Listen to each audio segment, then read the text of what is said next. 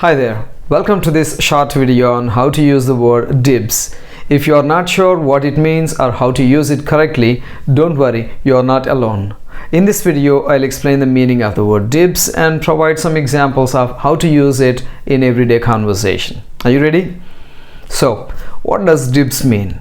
Well, it's an informal way of claiming something, usually before anybody else can have a chance to do so. For example, if you and your friends are deciding who gets to use the last piece of cake, you can say, I call dibs on the cake, before others do that.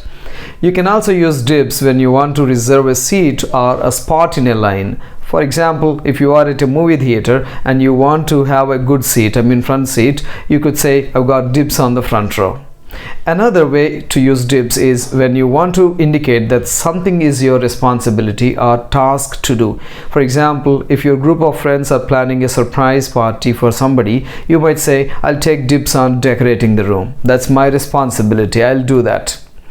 And that's it. Using dibs is a fun and informal way to claim something or indicate responsibility for a task. Just remember to use it in the right context and you'll be good to go. Thanks for watching and be sure to subscribe to our channel for more language tips and tricks. See you in the next video.